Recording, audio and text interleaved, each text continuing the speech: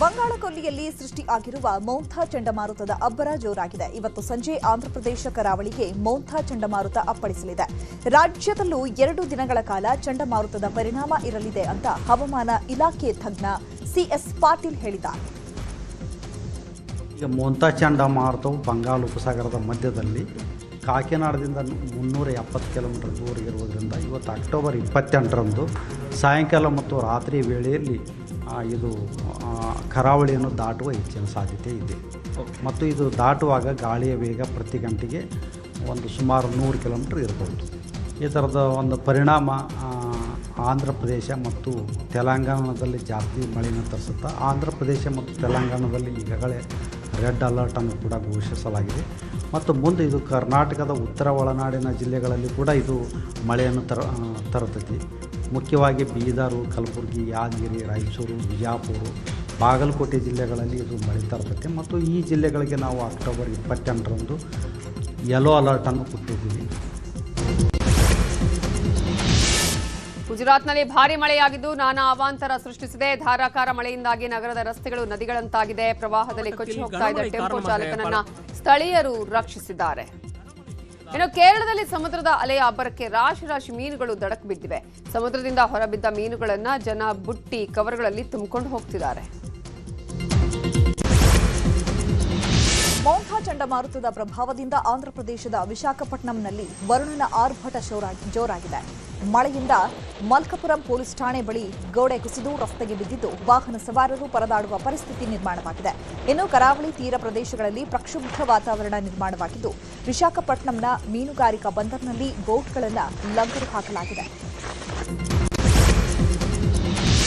ಮುಂಜಾಗ್ರತಾ ಕ್ರಮವಾಗಿ 25 ಎನ್ಡಿಆರ್ಎಫ್ ತಂಡಗಳನ್ನು ಆಂಧ್ರಪ್ರದೇಶ, ಒಡಿಶಾ, ತಮಿಳುನಾಡು, ಛತ್ತೀಸ್ಗಢ ಹಾಗೆಯೇ ಪುದುಚೇರಿಯ ಕರಾವಳಿ ಜಿಲ್ಲೆಗಳಲ್ಲಿ ನೇಮಿಸಲಾಗಿದೆ. ಅಗತ್ಯ ಇದ್ದರೆ ತಕ್ಷಣದ ನಿಯೋಜನೆಗಾಗಿ ಒಟ್ಟು 20 ಹೆಚ್ಚುವರಿ ತಂಡಗಳನ್ನು ಕಾರ್ಯತಂತ್ರದ ಸ್ಥಳಗಳಲ್ಲಿ ಸಜ್ಜಾಗಿ ಇರಿಸಲಾಗಿದೆ. ಚಂಡಮಾರುತ ಹಿನ್ನೆಲೆ ಒಡಿಶಾದ ಗಂಜಾಂ ಜಿಲ್ಲೆಯಲ್ಲಿ ಜನರು ಸಮುದ್ರದ ಬಳಿಗೆ ತೆರಳದಂತೆ ಎಚ್ಚರಿಕೆ ನೀಡಲಾಗಿದೆ. ಸಮುದ್ರ ಪಕ್ಕದಲ್ಲಿರುವ ಮನೆಗಳನ್ನು ಖಾಲಿ ಮಾಡಿ ಸುರಕ್ಷಿತ ಪ್ರದೇಶಗಳಿಗೆ ತೆರಳುವಂತೆ ಜಿಲ್ಲಾಡಳಿತ ಎಚ್ಚರಿಕೆ ನೀಡಿದೆ. ಪೊಲೀಸ್ ಅಧಿಕಾರಿಗಳು ಮೈಕ್ಗಳ ಮೂಲಕ ಸಮುದ್ರ ಪಕ್ಕದ ಹಳ್ಳಿಗಳಿಗೆ ತೆರಳಿ ಎಚ್ಚರಿಕೆ ನೀಡುತ್ತಾ ಇದ್ದಾರೆ. ಹಾಗೂ ಮುಂಜಾಗ್ರತಾ ಕ್ರಮವಾಗಿ ಪರಿಹಾರ ಕೇಂದ್ರಗಳನ್ನು ಕೂಡ ತೆರೆದು ಸಿದ್ಧತೆ ಮಾಡಿಕೊಳ್ಳಲಾಗಿದೆ. ಇತ್ತ ತಮಿಳುನಾಡಿನಲ್ಲಿಯೂ ಮೌಂಥಾ ಚಂಡಮಾರುತದ ಅಬ್ಬರ ಜೋರಾಗಿದ್ದು ಚೆನ್ನೈನ ಮರೀನಾ ಬಳಿಯ ಪಟ್ಟಿನಪಕ್ಕಂ ಬೀಚ್ನಲ್ಲಿ ಪ್ರಕ್ಷುಬ್ಧವಾಗಿದೆ. ಸಮುದ್ರದಲ್ಲಿ ಅಲೆಗಳ ಅಬ್ಬರ ಜೋರಾಗಿದ್ದು ಗಾಳಿ ಕೂಡ ವೇಗವಾಗಿ ಬೀಸ್ತಾ ಇದೆ. ಚೆನ್ನೈ ಹವಾಮಾನ ಇಲಾಖೆ ಎಚ್ಚರಿಕೆ ಕೊಟ್ಟಿದ್ದು ಮೀನುಗಾರರು ತಮ್ಮ ದೋಣಿಗಳನ್ನು ದಡದಲ್ಲಿ ತಂದು ಲಂಗರು ಹಾಕಲಾಗಿದ್ದು ಸುರಕ್ಷಿತವಾಗಿ ಕಡಲ ತೀರದಲ್ಲಿ ನಿಲ್ಲಿಸಲಾಗಿದೆ. ದೋಣಿಗಳ ಮೋಟಾರ್ಗಳನ್ನು ಮುಚ್ಚಲಾಗಿದ್ದು ಹಾನಿಯನ್ನು ತಡೆಗಟ್ಟಲು ಮೀನುಗಾರಿಕೆ ಬಲೆಗಳನ್ನು ಸುರಕ್ಷಿತವಾಗಿ ಸಂಗ್ರಹಿಸಿಡಲಾಗಿದೆ.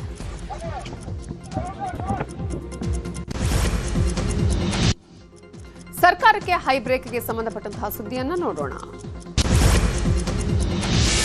ಸರ್ಕಾರಿ ಸ್ಥಳಗಳಲ್ಲಿ ಯಾವುದೇ ರೀತಿಯಂತಹ ಖಾಸಗಿ ಸಂಘ ಸಂಸ್ಥೆಗಳಾಗಿರಬಹುದು ಕಾರ್ಯಕ್ರಮಕ್ಕೆ ಅನುಮತಿ ಪಡೆಯಲೇಬೇಕು ಅನ್ನುವ ರಾಜ್ಯ ಸರ್ಕಾರದ ಆದೇಶಕ್ಕೆ ಧಾರವಾಡ ಹೈಕೋರ್ಟ್ ಪೀಠ ತಡೆಯಾಜ್ಞೆ ನೀಡಿದೆ. ಆರ್ಎಸ್ಎಸ್ಗೆ ಅಂಕುಶ ಹಾಕೋದಕ್ಕೆ ರಾಜ್ಯ ಸರ್ಕಾರ ಪರೋಕ್ಷವಾಗಿ ನಿರ್ಧಾರ ಮಾಡಿತ್ತು ಅನ್ನುವ ಮಾತಿದೆ. ಈಗ ರಾಜ್ಯ ಸರ್ಕಾರಕ್ಕೆ ಹೈಕೋರ್ಟ್ ಆದೇಶ ಇದೀಗ ಹಿನ್ನಡೆಯನ್ನ ತರಿಸಿದೆ. ನ್ಯಾಯಮೂರ್ತಿ ನಾಗಪ್ರಸನ್ನ ಅವರಿದ್ದ ಹೈಕೋರ್ಟ್ ಪೀಠ ಈ ಆದೇಶ ಹೊರಡಿಸಿದ್ದು ರಾಜ್ಯ ಸರ್ಕಾರ, ಗೃಹ ಇಲಾಖೆ, ಹುಬ್ಬಳ್ಳಿ ಕಮಿಷನರ್ಗೆ ನೋಟಿಸ್ ಅನ್ನು ಕೊಟ್ಟು ವಿಚಾರಣೆಯನ್ನ ನವೆಂಬರ್ 17ಕ್ಕೆ ಮುಂದೂಡಿದೆ. ಇನ್ನು ಸರ್ಕಾರದ ಆದೇಶಕ್ಕೆ ಮಧ್ಯಂತರ ತಡೆ ವಿಚಾರವಾಗಿ ಅರ್ಜಿದಾರರ ಪರ ವಕೀಲ ಮಲ್ಲಿಕಾರ್ಜುನ ಪ್ರತಿಕ್ರಿಯೆ ಕೊಟ್ಟಿದ್ದಾರೆ. ಪುನಶ್ಚೇತನ ಅಷ್ಟೇ ಅಲ್ಲ, 4 ಜನ ಬಂದಿದ್ದಾರೆ. ಒಂದು ಪುನಶ್ಚೇತನ, ಒಂದು ವಿ ಕೇರ್ ಫೌಂಡೇಶನ್ ಅಂತ, ಇನ್ನೆರಡು ರಾಜೀವ್ ಮಲ್ಹಾರ್ ಪಾಟೀಲ್ ಕುಲಕರ್ಣಿ ಅಂತ ಒಬ್ರು ಧಾರವಾಡದವರು, ಒಬ್ಬರು ಬೌದ್ಧ ಪ್ರಚಾರಕರಿದ್ದಾರೆ ಬೆಳಗಾಂದವರು, ಅವರು ಉಮಾ ಚವ್ಹಾಣ್ ಅಂತ ಹೇಳಿ.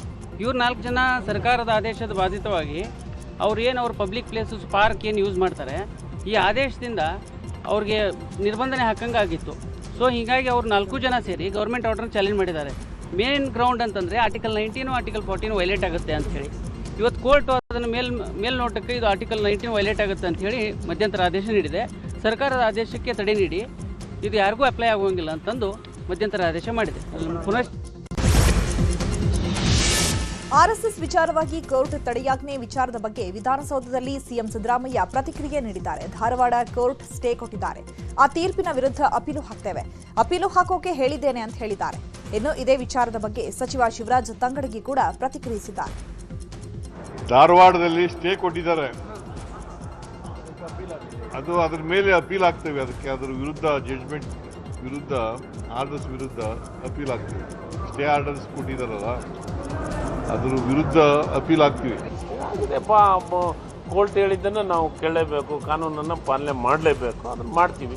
ಆದರೆ ನಾವು RSSನೇ ಬ್ಯಾನ್ ಮಾಡಬೇಕು ಅಂತ ನಾವು ಎದುರಾಗೂ ಸ್ಪೆಸಿಫಿಕ್ ಆಗಿ ಮೆನ್ಷನ್ ಮಾಡಿದ್ದಿಲ್ಲ. ನಾವು RSS ಬ್ಯಾನ್ ಮಾಡಬೇಕು, ಮತ್ತೊಂದು ಸಂಸ್ಥೆಯನ್ನು ಬ್ಯಾನ್ ಮಾಡಬೇಕಂತ. ಅಂದರೆ ಯಾವುದೇ ಕಾರ್ಯಕ್ರಮ ಆಗಬೇಕಂತಂದರೆ ಸರ್ಕಾರದ ಸಂಬಂಧಪಟ್ಟಂಥ ಸರ್ಕಾರದ ಪರ್ಮಿಷನನ್ನು ತೆಗೆದುಕೊಂಡು ಅದನ್ನು ಕಾರ್ಯಕ್ರಮವನ್ನು ಮಾಡಬೇಕಂತ ಮಾಡಿದ್ದೀವಿ. ಯಾಕೆ ಇದು RSS ಟಾರ್ಗೆಟ್ ಇಟ್ಕೊಂಡು RSS ಟಾರ್ಗೆಟ್ ಇಟ್ಕೊಳ್ಳೋಂಥ ಅವಶ್ಯಕತೆ ನಮಗೇನು ಇಲ್ಲ. ಕೋರ್ಟು ಈಗ ಹೇಳಿದೆ, ಕೋರ್ಟ್ ಬಗ್ಗೆ ನಾವು ಅದಕ್ಕೆ ಸರ್ಕಾರ ಏನೇನು ಕ್ಲಾರಿಫಿಕೇಶನ್ ಕೊಡಬೇಕಾಗೈತೆ ಕೋರ್ಟಿಗೆ ಮುಂದಿನ ದಿನ ಕೊಡುವಂಥ ಕೆಲಸ ಮಾಡ್ತೀವಿ.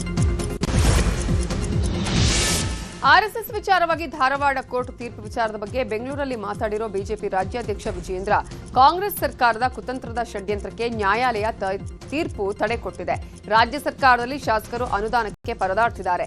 ಸಿಎಂ ನಾನೇ 5 ವರ್ಷ ಅಂತ ಹೇಳ್ಕೊಂಡು ತಿರುಗಾಡ್ತಿದ್ದಾರೆ. ರೈತರ ಕಷ್ಟಕ್ಕೆ ನೆರವಾಗದ ಈ ಸರ್ಕಾರ ಸತ್ತಂತಾಗಿದೆ ಅಂತ ಸರ್ಕಾರದ ವಿರುದ್ಧ ವಾಗ್ದಾಳಿ ನಡೆಸಿದ್ದಾರೆ. ಇನ್ನು ಇದೇ ವಿಚಾರಕ್ಕೆ ಸಂಬಂಧಪಟ್ಟ ಹಾಗೆ ಸಿಟಿ ರವಿ ಛಲವಾದಿ ನಾರಾಯಣಸ್ವಾಮಿ ಕೂಡ ಪ್ರತಿಕ್ರಿಯಿಸಿದ್ದಾರೆ.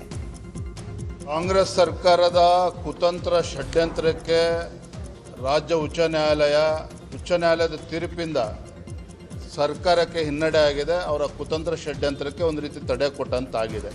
ಮತ್ತೊಂದು ಕಡೆ ಸಿದ್ದರಾಮಯ್ಯ ಸರ್ಕಾರ, ಕಾಂಗ್ರೆಸ್ ಸರ್ಕಾರ ರಾಜ್ಯದಲ್ಲಿ ಇವತ್ತು ರೈತರ ಬಗ್ಗೆ ಯಾವುದೇ ಒಂದು ಪರಿಹಾರವನ್ನು ಕೊಡೋದಕ್ಕೆ ಇವ್ರ ಕೈಯಲ್ಲಿ ಆಗ್ತಾ ಇಲ್ಲ. ರೈತರು ಸಂಕಷ್ಟದಲ್ಲಿದ್ದಾರೆ. ಇದು ದುರ್ದೈವದ ಸಂಗತಿ. ಒಂದು ರಾಜ್ಯ ಸರ್ಕಾರಕ್ಕೆ, ಮುಖ್ಯಮಂತ್ರಿಗಳಿಗೆ, ಕಾಂಗ್ರೆಸ್ ಸರ್ಕಾರಕ್ಕೆ ರೈತರು ಸಂಕಷ್ಟದಲ್ಲಿದ್ದಾಗ ರೈತರ ಸಂಕಷ್ಟಕ್ಕೆ ಸ್ಪಂದನೆ ಮಾಡೋದಕ್ಕೆ ಸಾಧ್ಯ ಆಗೋದಿಲ್ಲ ಅನ್ನೋದಾದರೆ, ಈ ಸರ್ಕಾರ ಈ ರಾಜ್ಯದ ರೈತರ ಪರವಾಗಿ ಇವತ್ತು ಬದುಕಿದ್ದು ಕೂಡ ಸತ್ತಂತಾಗಿದೆ ಸರ್ಕಾರ. ಬಹುಶಃ ನ್ಯಾಯಾಲಯದ ತೀರ್ಪು ಸಂವಿಧಾನವನ್ನು ಎತ್ತಿ ಹಿಡಿದಿದೆ ಅಂತ ನಾನು ಭಾವಿಸ್ತೇನೆ. ಇದು ಮಧ್ಯಂತರ ತೀರ್ಪು. ಅಂತಿಮ ತೀರ್ಪು ಕೂಡ ಸಂವಿಧಾನಕ್ಕೆ ಅನುಗುಣವಾಗಿಯೇ ಬರುತ್ತೆ ಅಂತಕ್ಕಂಥ ವಿಶ್ವಾಸವೂ ಕೂಡ ಇದೆ. ಹಾಗಾಗಿ ಯಾರು ಪೂರ್ವಾಗ್ರಹದಿಂದ ವಿರೋಧ ಮಾಡ್ತಾ ಇದ್ದಾರೆ ಅವರು ಈ ಹಿನ್ನೆಲೆಯಲ್ಲಿ ಅವಲೋಕಿಸಬೇಕು. ನೀವು ಬನ್ನಿ, ಶಾಖೆಗೆ ಬನ್ನಿ, ಅಲ್ಲಿ ಬಂದು ಅನುಭವಿಸಿ ಇಲ್ಲಿ ಇಂಥ ತಪ್ಪಿದೆ ಅಂತ ಹೇಳಿ. ಆದರೆ ಪೂರ್ವಾಗ್ರಹ ಪೀಡಿತರಾಗಿ ಸುಮ್ಮನೆ ಆರೋಪವನ್ನು, ಅಪವಾದವನ್ನು ಹೊರಿಸಬೇಡಿ. ಕಾಂಗ್ರೆಸ್ ನಾಯಕರ ಅವಿವೇಕತನಕ್ಕೆ ಇವತ್ತು ನ್ಯಾಯಪೀಠ ಕಪಾಳವನ್ನು ಮೋಕ್ಷ ಮಾಡೋದರ ಮೂಲಕ ಉತ್ತರ ಕೊಟ್ಟಿದೆ. ನಾವು ಮೊದಲೇ ಹೇಳಿದ್ವಿ, ಇದು ನ್ಯಾಯಾಲಯದಲ್ಲಿ ನಿಲ್ಲುವಂಥದ್ದಲ್ಲ. ನಿಮ್ಮದು ದುಂಡಾವರ್ತಿ ಇದೆ, ಹಗೆತನದ ರಾಜಕಾರಣವನ್ನು ಮಾಡಲಿಕ್ಕೆ ನೀವು ಹೊರಟಿದ್ದೀರಿ. ಇದರಿಂದ ನೀವು ಸಕ್ಸಸ್ ಆಗೋದಿಲ್ಲ ಅನ್ನೋ ಮಾತನ್ನು ನಾವು ಅವತ್ತೇ ಹೇಳಿದ್ವಿ. ಇವತ್ತು ಕೋರ್ಟಿನ ಆದೇಶ ಅದೇ ಬಂದಿದೆ. ಕಾಂಗ್ರೆಸ್ ಸಾರ್ವಜನಿಕ ಸ್ಥಳಗಳಲ್ಲಿ ಖಾಸಗಿ ಕಾರ್ಯಕ್ರಮಗಳ ಆಯೋಜನೆಗೆ ಅನುಮತಿ ಕುರಿತು ನೀಡಿರುವಂತಹ ಧಾರವಾಡ ಕೋರ್ಟ್ ತೀರ್ಪನ್ನು ಶಾಸಕ ಮಹೇಶ್ ತೆಂಗಿನಕಾಯಿ ಸ್ವಾಗತಿಸಿದ್ದಾರೆ. ರಾಜ್ಯ ಸರ್ಕಾರಕ್ಕೆ ಇವತ್ತು ಹೈಕೋರ್ಟ್ ಚಾಟಿ ಬೀಸುವ ಕೆಲಸ ಮಾಡಿದೆ. ರಾಜ್ಯ ಸರ್ಕಾರ ಇನ್ನಾದರೂ ಎಚ್ಚೆತ್ತುಕೊಳ್ಳಬೇಕು. ಆರ್ಎಸ್ಎಸ್ ಸೇರಿದಂತೆ ರಾಜ್ಯದ ಬೇರೆ ಬೇರೆ ಸಂಘ ಸಂಸ್ಥೆಗಳಿಗೆ ಕಿರುಕುಳ ನೀಡುವುದನ್ನು ನಿಲ್ಲಿಸಬೇಕು ಅಂತ ಹುಬ್ಬಳ್ಳಿಯಲ್ಲಿ ಮಹೇಶ್ ತೆಂಗಿನಕಾಯಿ ವಾಗ್ದಾಳಿ ನಡೆಸಿದ್ದಾರೆ. ಧಾರವಾಡ ಹೈಕೋರ್ಟ್ ಪೀಠ ಏನು ಇವತ್ತು ನಿರ್ಣಯವನ್ನು ತೆಗೆದುಕೊಂಡಿದೆ ಅದಕ್ಕೆ ನಾವು ಹೃತ್ಪೂರ್ವಕವಾಗಿ ಸ್ವಾಗತವನ್ನು ಕೊಡ್ತೇವೆ. ಕರ್ನಾಟಕ ಸರ್ಕಾರ, ವಿಶೇಷವಾಗಿ ಕಾಂಗ್ರೆಸ್ ಸರ್ಕಾರ ಇದರ ಬಗ್ಗೆ ಒಂದು ಸಲ ಬಿಟ್ಟು 10 ಸಲ ಯೋಚನೆ ಮಾಡಬೇಕಾಯಿತು. ಪ್ರಿಯಾಂಕಾ ಖರ್ಗೆ ಅವರ ಒತ್ತಾಸೆ ಮೇರೆಗೆ ಈ ರೀತಿಯಾದಂಥ ನಿರ್ಬಂಧವನ್ನು ಹೇರ್ತಕ್ಕಂಥ ಪ್ರಯತ್ನ ಏನು ಮಾಡಿದ್ದಾರೆ, ಇದು ಇವತ್ತು ಸರ್ಕಾರಕ್ಕೆ ಚಾಟಿ ಏಟನ್ನು ಬೀಸ್ತಕ್ಕಂಥ ಕೆಲಸವನ್ನು ಇವತ್ತು ಸರ್ಕಾರ ಮಾಡಿದೆ. ಮತ್ತು ಇನ್ನಾದರೂ ಕೂಡ ಸರ್ಕಾರ ಎಚ್ಚೆತ್ತುಕೊಳ್ಬೇಕು. ಈ ರೀತಿ ವಿನಾಕಾರಣ ಬೇರೆ ಬೇರೆ ಸಂಘಟನೆಗಳಿಗೆ, ರಾಷ್ಟ್ರೀಯ ಸ್ವಯಂ ಸೇವಕ ಸಂಘ ಆಗಲಿ ಅದನ್ನು ಹೊರತುಪಡಿಸಿ ಬೇರೆ ಬೇರೆ ಸಂಘಟನೆಗಳನ್ನು ಈ ರೀತಿ ಕಿರುಕುಳ ಕೊಡ್ತಕ್ಕಂಥದ್ದನ್ನು ನಿಲ್ಲಿಸಬೇಕನ್ನುವಂಥ ಆಗ್ರಹ ಆಗಿದೆ. ನಮ್ಮದು ಕೂಡ ಅಷ್ಟೇ ಸ್ಪಷ್ಟ ಆಗಿದೆ. ಧಾರವಾಡ ಕೋರ್ಟ್ ತೀರ್ಪಿನಿಂದ ರಾಜ್ಯ ಸರ್ಕಾರಕ್ಕೆ ಮುಖಭಂಗ ಆಗಿದೆ. ಭಾರತೀಯ ರಾಷ್ಟ್ರೀಯತೆಗೆ ಜಯ ಸಿಕ್ಕಿದೆ ಅಂತ ಹುಬ್ಬಳ್ಳಿಯಲ್ಲಿ ಮಾಜಿ ಡಿಸಿಎಂ ಕೆಎಸ್ ಈಶ್ವರಪ್ಪ ಹೇಳಿದ್ದಾರೆ. ಪ್ರಿಯಾಂಕ ಖರ್ಗೆ ಬಚ್ಚ ಏನೋ ರಾಜಕೀಯ ಮಾಡ್ತೀನಿ ಅನ್ನೋ ಹುಚ್ಚಿನಲ್ಲಿದ್ದ ಅಂತಲೂ ಕಿಡಿಕಾರಿದ್ರು. ಪ್ರಿಯಾಂಕಾ ಖರ್ಗೆ ಅಂತ ಬಚ್ಚ ಈ ದಿಕ್ಕಲ್ಲಿ ಏನೋ ರಾಜಕಾರಣ ಮಾಡಕ್ಕೆ ನಾವು ಹೋಗ್ತೀವಿ, RSS ನಿರ್ಬಂಧ ಮಾಡಿಬಿಡ್ತೀವಿ, ಈ ಮಾತನ್ನು ಒಂದು ಹುಚ್ಚು ಹೊಳೆನಲ್ಲಿ ಅವರಿದ್ದರು. ಈ ಹುಚ್ಚು ಹೊಳೆನಲ್ಲಿ ಅವರೇ ಇವತ್ತು ಮುಳುಗೋಗಿದ್ದಾರೆ. ಯಾವುದೇ ಕಾರಣಕ್ಕೂ ಕೂಡ ರಾಷ್ಟ್ರೀಯ ಸ್ವಯಂ ಸೇವಕ ಸಂಘದಂಥ ಹಿಂದುತ್ವವಾದಿ ಸಂಘಟನೆಯನ್ನು ನಿರ್ಬಂಧ ಮಾಡೋಕ್ಕೆ ಯಾರ ಕೈಲೂ ಸಾಧ್ಯ ಇಲ್ಲ. ಅದಕ್ಕೆ ಇವತ್ತು ಹೈಕೋರ್ಟು ಸರಿಯಾದ ಉತ್ತರವನ್ನು ಪ್ರಿಯಾಂಕಾ ಖರ್ಗೆ ಮತ್ತು ಉಳಿದ ಕಾಂಗ್ರೆಸ್ ನಾಯಕರಿಗೆ. ಕಲಬುರಗಿಯ ಚಿತ್ತಾಪುರದಲ್ಲಿ ಆರ್ಎಸ್ಎಸ್ ಪಥಸಂಚಲನ ಜಟಾಪಟಿ ಹೆಚ್ಚಾಗಿದೆ. ಈ ಹಿನ್ನೆಲೆ ಇವತ್ತು ಡಿಸಿ ಕಚೇರಿಯಲ್ಲಿ ಮಹತ್ವದ ಶಾಂತಿ ಸಭೆ ನಡೆಸಲಾಯಿತು. ಸಭೆಯಲ್ಲಿ 10 ಸಂಘಟನೆಗಳ ಮುಖಂಡರ ಜೊತೆ ಡಿಸಿ ಸಭೆ ಮಾಡಿದ್ರು. ಒಂದು ಸಂಘಟನೆಯಿಂದ 3 ಭಾಗಿಯಾಗಿದ್ರು. ಡಿಸಿ ಕಚೇರಿಯಲ್ಲಿ ನಡೆದ ಈ ಸಭೆ ಮುಕ್ತಾಯ ಆಗಿದೆ. ಸಭೆಯಲ್ಲಿ ಬಿಜೆಪಿ ಮುಖಂಡ ಲಾಠಿ ಹಿಡಿದು ಪಥಸಂಚಲನ ಮಾಡ್ತೇವೆ ಅಂತ ಮನವಿ ಮಾಡಿದ್ರು. ಈ ವೇಳೆ ಅಂಬಾರಿಯೋ ಅಷ್ಟಾಗಿ ಹೇಳಿಕೆಗೆ ದಲಿತ ಸಂಘಟನೆ ವಿರೋಧವನ್ನ ವ್ಯಕ್ತಪಡಿಸಿದೆ. ಇನ್ನು ಶಾಂತಿ ಸಭೆ ಆರಂಭಕ್ಕೂ ಮುನ್ನ ಡಿಸಿ ಕಚೇರಿ ಬಳಿ ಜೈ ಭೀಮ್ ಸೇನೆ ಒಳಗಡೆ ಬಿಡುವ ವಿಚಾರಕ್ಕೆ ವಾಗ್ವಾದ ನಡೆಸಿದ ಘಟನೆಯೂ ನಡೆದಿದೆ. ಇದೇ ಸಭೆಯಲ್ಲಿ ಬಿಜೆಪಿ ಮುಖಂಡ ಹಾಗೂ ದಲಿತ ಸಂಘಟನೆ ಮುಖಂಡರ ನಡುವೆ ವಾಗ್ವಾದ ನಡೆದಿದೆ. ಈಗ ರಾಜಕೀಯ ಸುದ್ದಿಗಳನ್ನು ನೋಡ್ತಾ ಹೋಗೋಣ. ಸಿಎಂ ಸ್ಥಾನದಲ್ಲಿ ಮುಂದುವರಿಯುವ ಬಗ್ಗೆ ಸಿಎಂ ಸಿದ್ದರಾಮಯ್ಯ ಸುಳಿವು ಕೊಟ್ಟಿದ್ದಾರೆ. ನ್ಯೂಸ್ 18 ರೈಸಿಂಗ್ ಕರ್ನಾಟಕ ಕಾರ್ಯಕ್ರಮದಲ್ಲಿ ಈ ಕುರಿತು ಮುಕ್ತವಾಗಿ ಮಾತನಾಡಿದ್ದಾರೆ. ಜನಾಶೀರ್ವಾದ ಇರೋವರೆಗೂ ಅಧಿಕಾರದಲ್ಲಿರ್ತೇನೆ. ಮುಖ್ಯಮಂತ್ರಿ ಬದಲಾವಣೆ ಹೈಕಮಾಂಡ್ ತೀರ್ಮಾನ. ಹೈಕಮಾಂಡ್ ತೀರ್ಮಾನಕ್ಕೆ ತಲೆ ಬಾಗ್ತೇನೆ ಎಂದಿದ್ದಾರೆ. ಅಲ್ಲದೆ ದೇವರಾಜ ಅರಸು ಅವರ ದಾಖಲೆ ಮುರಿತೀರಾ ಎಂಬ ಪ್ರಶ್ನೆಗೆ ಉತ್ತರಿಸಿದ ಸಿಎಂ, ದಾಖಲೆ ಮುಖ್ಯವಲ್ಲ, ಜನರ ಕಷ್ಟಗಳಿಗೆ ಸ್ಪಂದಿಸೋದು ಮುಖ್ಯ ಅಂತ ಹೇಳಿದರು. ಅವರ ಸುದೀರ್ಘ ಕಾಲದವರೆಗೆ ಕರ್ನಾಟಕದ ಮುಖ್ಯಮಂತ್ರಿಯಾಗಿ ಆಳ್ವಿಕೆಯನ್ನು ನಡೆಸಿದಂತವರು ದೇವರಾಜ ಅರಸು ಅವರು. ತಾವು ಈಗ ಆ ದಾಖಲೆಯನ್ನ ಮುರಿಯುವ ಹೊಸ್ತಿಲಲ್ಲಿದ್ದೀರಿ. ದೇವರಾಜ ಅರಸು ಅವರ ದಾಖಲೆ ಸುದೀರ್ಘ ಅವಧಿಗೆ ಮುಖ್ಯಮಂತ್ರಿಯಾಗಿ ಆಳ್ವಿಕೆಯನ್ನ ನಡೆಸಿರುವಂತವರು. ತಮ್ಮಲ್ಲಿ ಈ ಸುದೀರ್ಘ ಆಡಳಿತದ ಅವಧಿ ಎಷ್ಟು ತೃಪ್ತಿ ತಂದಿದೆ ಮತ್ತು ಈ ದಾಖಲೆಯನ್ನು ಮುರಿದು ಕೂಡ ತಾವು ಕರ್ನಾಟಕದಲ್ಲಿ ಅತಿ ಹೆಚ್ಚಿನ ಅವಧಿಯವರೆಗೂ ಕೂಡ ಮುಖ್ಯಮಂತ್ರಿಯಾಗಿ ಆಡಳಿತ ನಿರ್ವಹಿಸಿದವರು ಅನ್ನುವಂತಹ ದಾಖಲೆಯ ಬಗ್ಗೆ ತಾವೇನು ಹೇಳ್ತೀವಿ? ನನಗೆ ದಾಖಲೆ ಬಗ್ಗೆ ನಂಬಿಕೆ ಇಲ್ಲ. ಎಷ್ಟು ವರ್ಷ ಅಧಿಕಾರದಲ್ಲಿ ಇರ್ತೀವಿ ಅಷ್ಟು ವರ್ಷ ಸಮಾಜಮುಖಿಯಾಗಿ ಕೆಲಸ ಮಾಡಬೇಕು. ಎಷ್ಟು ವರ್ಷ ಅಧಿಕಾರದಲ್ಲಿದ್ದೋ ದಾಖಲೆ ಮುರಿಬೇಕು, ದೇವರಾಜ ಅರಸರವರ ದಾಖಲೆ ಮುರಿಬೇಕು ಅಂತಕ್ಕಂಥದ್ದು ನನಗೆ ಅದು ಮನಸ್ಸಿನಲ್ಲಿ ಇಲ್ಲ. ಆದರೆ ನಾವು ಎಷ್ಟು ವರ್ಷ ಅಧಿಕಾರದಲ್ಲಿ ಇರ್ತೀವಿ ಅಷ್ಟು ದಿನ ಜನಪರವಾಗಿರಬೇಕು, ಸಮಾಜಮುಖಿಯಾಗಿರ್ಬೇಕು ಅಷ್ಟೇ. ಕರ್ನಾಟಕದ ಮುಖ್ಯಮಂತ್ರಿಯಾಗಿ 10 ವರ್ಷ ಇರ್ತೀರಿ. 10 ವರ್ಷ ನಾನು ಗೊತ್ತಿಲ್ಲ ನನಗೆ. ಈಗ ಹೈಕಮಾಂಡ್ನವರು ಅಂತಿಮವಾಗಿ ತೀರ್ಮಾನ ಮಾಡೋರು ಯಾರು? ಈಗ ನನಗೆ ಜನ ಆಶೀರ್ವಾದ ಮಾಡಿದ್ದಾರೆ 5 ವರ್ಷ ಇರಿ ಅಂತ.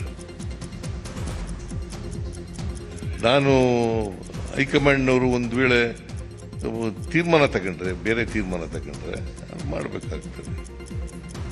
ಅದಕ್ಕೆ ಓಪನ್ ಆಗಿದೆ, ಮುಕ್ತವಾಗಿ ಯಾರೇ ಕಾಂಗ್ರೆಸ್ನವರಾದರೂ ಕೂಡ ಹೈಕಮಾಂಡ್ನವ್ರ ತೀರ್ಮಾನ ಅಂತಿಮ. ಕಾಂಗ್ರೆಸ್ ಪಕ್ಷದಲ್ಲಿ ಹೈಕಮಾಂಡ್ನವರು ಏನ್ ತೀರ್ಮಾನ ತಗೊಳ್ತಾರೆ ಅದೇ ಅಂತಿಮ. ದೇವರಾಜ ಅರಸು ಇನ್ನು ನವೆಂಬರ್ನಲ್ಲಿ ಸಂಪುಟ ಪುನಾರಚನೆ ಬಗ್ಗೆಯೂ ನ್ಯೂಸ್ 18 ರೈಸಿಂಗ್ ಕರ್ನಾಟಕ ಕಾರ್ಯಕ್ರಮದಲ್ಲಿ ಸಿಎಂ ಮಾತನಾಡಿದ್ದಾರೆ. ಹೈಕಮಾಂಡ್ ಒಪ್ಪಿಗೆ ಕೊಟ್ಟರೆ ಸಚಿವ ಸಂಪುಟ ಪುನಾರಚನೆ ಮಾಡ್ತೇವೆ ಅಂತ ಹೇಳಿದ್ದಾರೆ. 2.5 ವರ್ಷ ತುಂಬೋದ್ರಿಂದಾಗಿ ಸರ್ಕಾರಕ್ಕೆ ನವೆಂಬರ್ ತಿಂಗಳಲ್ಲಿ 2.5 ವರ್ಷ ತುಂಬೋದ್ರಿಂದಾಗಿ ಸಂಪುಟ ಪುನರ್ರಚನೆಯ ಬಗ್ಗೆ ಯೋಚನೆ ಮಾಡ್ತಾ ಇದ್ದೀರಾ? ಕ್ಯಾಬಿನೆಟ್ ರೀಶಫಲ್ ಬಗ್ಗೆ ಸೀರಿಯಸ್ ಆಗಿ ಪ್ಲಾನ್ ಅನ್ನು ಮಾಡಿದ್ದೀರಾ? ಯಾವ ರೀತಿ?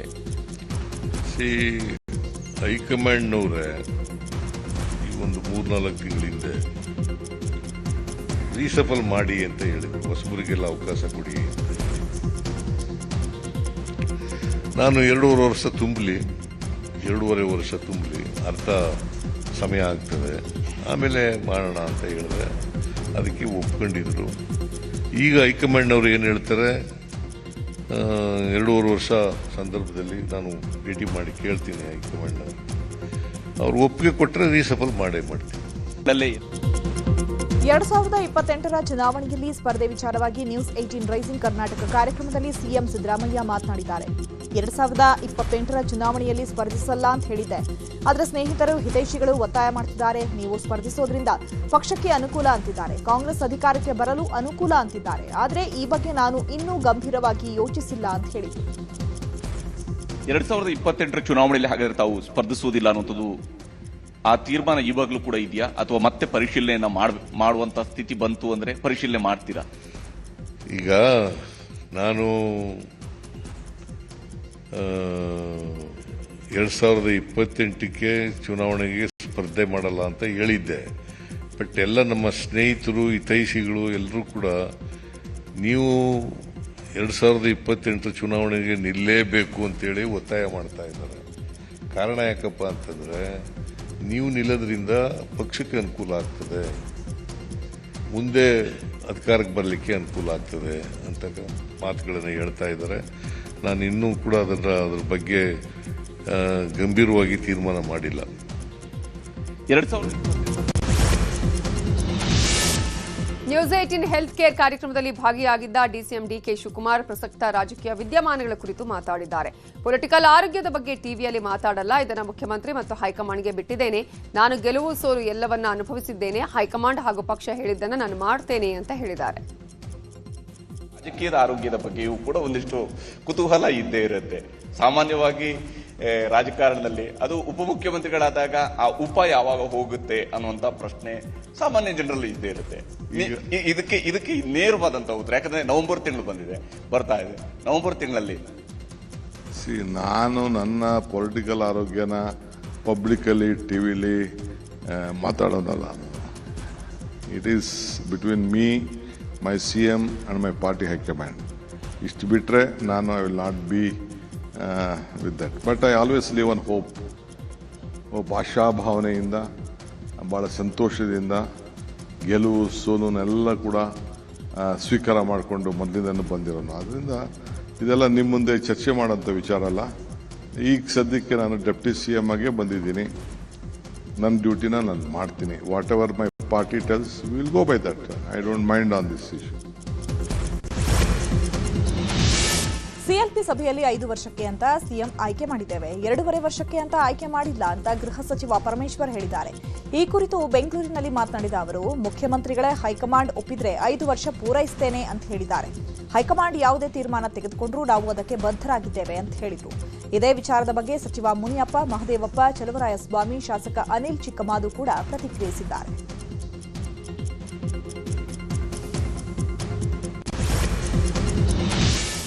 ರಾಜ್ಯಕ್ಕೆ ಸಿಎಂ ಸಿದ್ದರಾಮಯ್ಯ ಸಿಎಂ ಆಗಿರೋದು ಅನಿವಾರ್ಯ ಅನ್ನೋದು ಬಹುತೇಕ ಕಾಂಗ್ರೆಸ್ ಪಕ್ಷದ ಶಾಸಕರ ಅಭಿಪ್ರಾಯ ಆಗಿದೆ ಅನ್ನೋದು ಮೈಸೂರಲ್ಲಿ ಎಂಎಲ್ಸಿ ಯತೀಂದ್ರ ಸಿದ್ದರಾಮಯ್ಯ ಅವರ ಹೇಳಿಕೆ. ಇನ್ನು ಯತೀಂದ್ರ ಹೇಳಿಕೆಗೆ ಸಚಿವ ಮಹದೇವಪ್ಪ ಕೌಂಟರ್ ಕೊಟ್ಟಿದ್ದಾರೆ. ಯಾರಿಗೂ ಅನಿವಾರ್ಯ ಅಲ್ಲ ಅಂತ ಹೇಳಿದ್ದಾರೆ.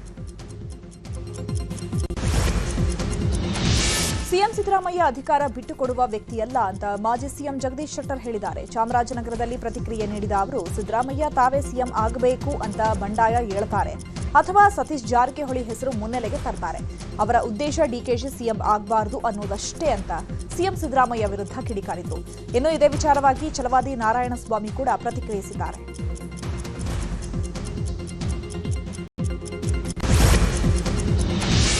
ಚುನಾವಣಾ ಆಯೋಗದ ಕಮಿಷನರ್ ರಾಜಕೀಯ ಪುಡಾರಿ ಥರ ಮಾತಾಡ್ತಾರೆ ಅಂತ ಮೈಸೂರಲ್ಲಿ ಯತೀಂದ್ರ ಸಿದ್ದರಾಮಯ್ಯ ಹೇಳಿಕೆ ಕೊಟ್ಟಿದ್ದಾರೆ. ಈ ಕುರಿತು ಮಾತನಾಡಿರುವ ಅವರು, ಬಿಜೆಪಿ ವೋಟ್ ಚೋರಿ ಮಾಡಿ ಕೇಂದ್ರದಲ್ಲಿ ಅಧಿಕಾರಕ್ಕೆ ಬಂದಿದೆ. ಕಳೆದ ಬಾರಿ 400 ಸ್ಥಾನ ಗೆಲ್ತೇವೆ ಅಂತ ಹೇಳಿದ್ರು. ಆದರೆ ಗೆದ್ದಿದ್ದು ಮಾತ್ರ 240 ಕ್ಷೇತ್ರ ಅಷ್ಟೇ.